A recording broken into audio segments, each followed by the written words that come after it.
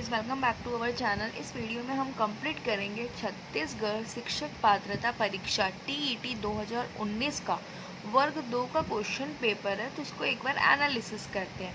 तो जो इसका फर्स्ट पार्ट है क्या है आपका, बाल विकास एवं शिक्षा शास्त्र।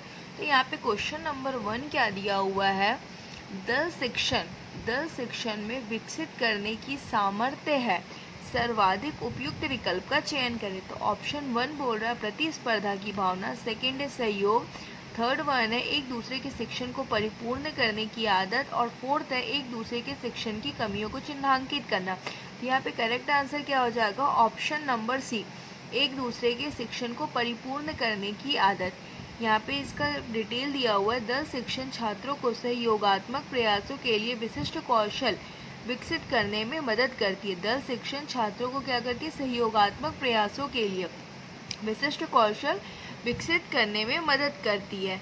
क्वेश्चन नंबर 2 देखेंगे, विद्यार्थी कक्ष में स्वतंत्रता पूर्वक अंतः क्रिया करेंगे यदि क्या करेंगे, यदि वो ऑप्शन सी होगा प्रजातांत्रिक वातावरण हो।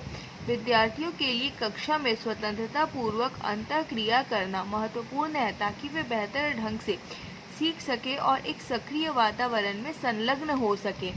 क्वेश्चन नंबर 3 देखेंगे, कार्य को आरंभ करने, जारी रखने और नियमित करने की प्रक्रिया को हम क्या कहेंगे। तो हम क्या कहेंगे, अभिप्रेरणा कहेंगे। ऑप्शन नंबर बी, कार्य को आरंभ करने, जारी रखने और नियमित करने की प्रक्रिया को हम क्या कहेंगे, अभिप्रेरणा कहेंगे। क्वेश्चन नंबर 4 है, आंतरिक कक्ष कारक जो अधिगम को प्रभावित करता है। तो यहाँ पे हो जाएगा ऑप्शन डी, उपरोक्त सभी, मतलब रुचि, अभिप्रेरणा और मानसिक थकान। आंतरिक कक्ष कारक जो अधिगम को प्रभावित करता है, रुचि, अभिप्रेरणा, मानसिक थकान। तो यहाँ पे हो जाएगा ऑप्शन नंबर डी। यहाँ पे देखो डिटेल दिया हुआ, अधिगम को प्रभावित करने वाली आंतरिक कक्ष कारक रुचियां, अभिप्रेरणा, मानसिक थकान है जो अधिगम को प्रभावित करते हैं। अब यहाँ पर देखेंगे क्वेश्चन नंबर 5। क्वेश्चन नंबर 5 क्या लिखा हुआ है, बाल्यावस्था में सृजनात्मक की अभिव्यक्ति किस स्वरूप में किया जा सकता है। तो किस स्वरूप में किया जा सकता है, यहाँ पे ऑप्शन डी होगा, उपरोक्त सभी, नाटकीय खेल द्वारा, रचनात्मक खेल द्वारा और हास्य भाव द्वारा। नाटकीय खेल, रचनात्मक खेल और हास्य भाव आदि रूपों में सृजनात्मक बाल्य वातावरण के दौरान व्यक्त की जाती है।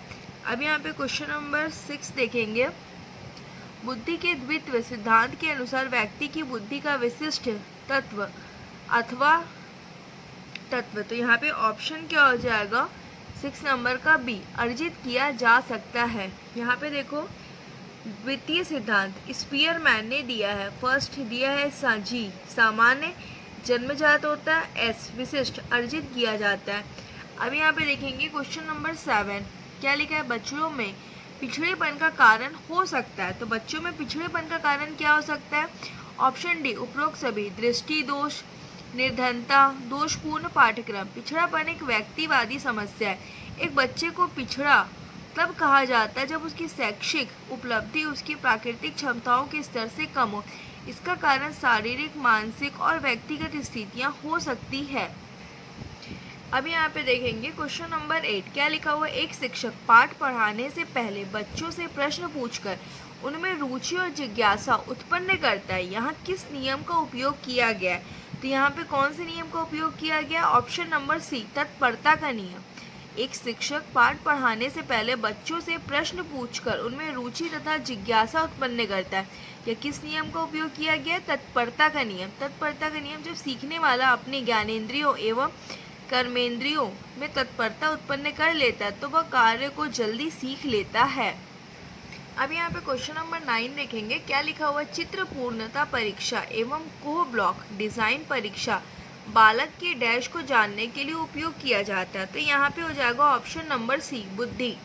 चित्र पूर्णता परीक्षा एवं को ब्लॉक डिजाइन परीक्षा बालक के बुद्धि को जानने के लिए उपयोग किया जाता है। बुद्धि मापने के लिए अशाब्दिक परीक्षण किए जाते हैं जिसके अंदर को ब्लॉक डिजाइन एवं चित्र पूर्णता परीक्षण आते हैं।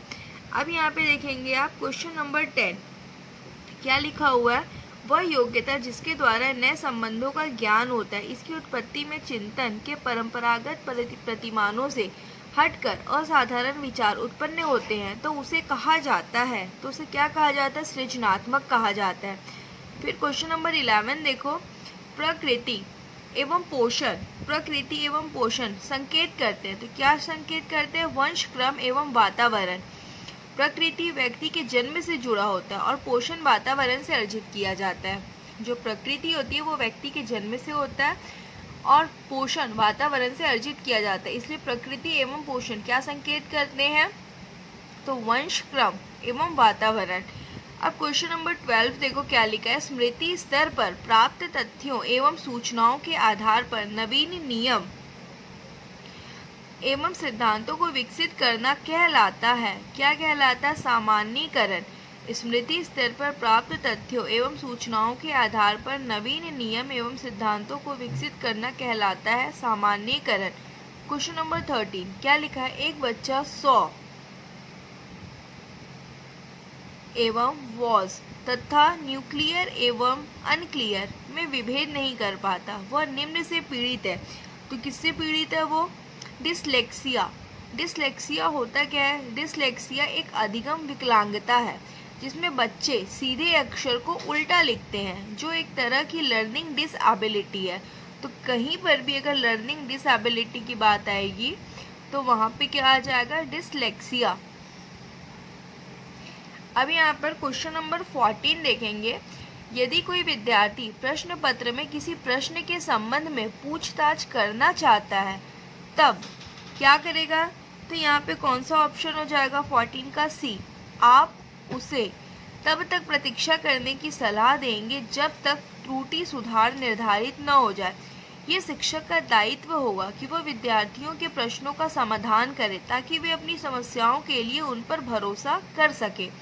क्वेश्चन नंबर 15, क्वेश्चन नंबर 15 क्या लिखा हुआ है, किसी विद्यार्थी के अवांछित व्यवहार को सुधारने के लिए सर्वाधिक प्रभावी विधि है। क्या हो जाएगा यहाँ पे? ऑप्शन सी, अवांछित व्यवहार के कारणों का पता लगाकर ठीक करना। शिक्षक को छात्रों के अवांछित व्यवहार के कारणों का पता लगाना चाहिए और उसमें सुधार करना चाहिए।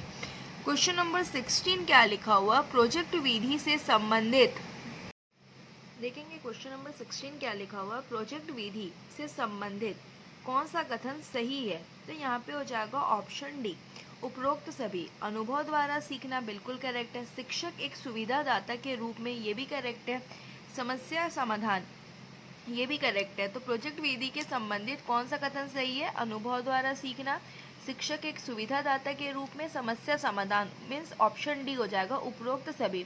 किलपैट्रिक के शब्दों में प्रोजेक्ट वह उद्देश्यपूर्ण कार्य है जो संलग्नता के साथ सामाजिक वातावरण में किया जाता है। अब यहाँ पर देखेंगे क्वेश्चन नंबर 17 क्या लिखा है, निम्नलिखित में से खुली पुस्तक परीक्षा प्रणाली का सर्वाधिक महत्वपूर्ण लक्षण है। तो यहाँ पे हो जाएगा ऑप्शन डी, यह विद्यार्थियों को सोचने के लिए बाध्य करता है। खुली पुस्तक परीक्षा प्रणाली से तात्पर्य परीक्षा के समय छात्रों द्वारा पुस्तकों को अपने साथ रखने तथा उन्हें देखने की अनुमति देने से है। अब यहाँ पर देखेंगे अधिगम, क्वेश्चन नंबर 18। क्वेश्चन नंबर 18 को देखेंगे, यहाँ पे क्या लिखा हुआ, अधिगम के लिए निम्नलिखित में से सर्वाधिक आवश्यक है। तो सर्वाधिक आवश्यक क्या है? यहाँ पे सीखने की इच्छा होगा। अधिगम के लिए निम्नलिखित में से सर्वाधिक आवश्यकता क्या है? सीखने की इच्छा। यदि किताब पढ़ने पर किसी बालक को प्रसन्नता होती है तो यह क्या है? आंतरिक अभिप्रेरणा, ऑप्शन नंबर बी। आंतरिक अभिप्रेरणा व्यक्ति के व्यवहार को सक्रिय बनाती है और स्व अधिगम को तीव्र करती है। क्वेश्चन नंबर 20, एक शिक्षक कक्षा 7वीं के विद्यार्थियों के कार्य को एकत्रित कर पढ़ने के उपरांत अपने अगले पाठ को विद्यार्थियों की आवश्यकता के अनुरूप समायोजित करता है। वह करता है तो क्या करता है? वो अधिगम के लिए आकलन करता है। क्वेश्चन नंबर 21, जब शिक्षक बच्चों के समूह का एक अभिन्न अंग बनकर उनके व्यवहार की जानकारी लेता है तो यह क्या किसका उदाहरण है? सहभागी निरीक्षण का। क्वेश्चन नंबर 22 देखेंगे, कोई भी बालक जिसका व्यवहार सामान्य सामाजिक व्यवहार से इतना भिन्न हो जाए कि उसे समाज विरोधी कहा जा सके तो क्या कहेंगे इसको? बाल अपराधी। कौन है वो? बाल अपराधी। कोई भी बालक जिसका व्यवहार सामान्य सामाजिक व्यवहार से इतना भिन्न हो जाए तो उसे समाज विरोधी कहा जा सके, तो क्या बोलेंगे? बाल अपराधी है। एक बालक को अपराधी तभी माना जाएगा जब उसकी समाज विरोधी प्रवृत्तियां इतनी गंभीर रूप धारण कर ले कि उसके विरुद्ध कानूनी कार्रवाई करना आवश्यक हो जाए, बाल अपराधी कहलाते हैं। अब यहाँ पर देखेंगे हम क्वेश्चन नंबर 23। क्या लिखा हुआ है? इनमें से कौन सा प्रगतिकार पक्षाघात किस प्रकार का नहीं है? तो यहाँ पे हो जाएगा हमारा आंसर ऑप्शन नंबर बी, मांसपेशिया डायस्ट्रॉफी। अब यहाँ पे क्वेश्चन नंबर 24, कौन सा कारक शिक्षण अधिगम प्रक्रिया से संबंधित नहीं है? तो कौन सा संबंधित नहीं है? सी, विषय वस्तु की प्रकृति। क्वेश्चन नंबर 25, अस्वाभाविक उत्तेजक के प्रति स्वाभाविक उत्तेजक के समान अनुक्रिया करना सीखना ही अधिगम है। यह कथन किस अधिगम सिद्धांत पर आधारित है? तो किस पर आधारित है ये? ऑप्शन नंबर बी, परंपरागत अनुबद्ध अनुक्रिया का सिद्धांत। क्वेश्चन नंबर 26, छिपी हुई वस्तुएं ढूंढ निकालना इस बात का संकेत है कि शिशु निम्नलिखित में से किस संज्ञात्मक कार्य में दक्षता प्राप्त करने लगा है? तो किसमें दक्षता प्राप्त करने लगा है? वस्तु स्थायित्व।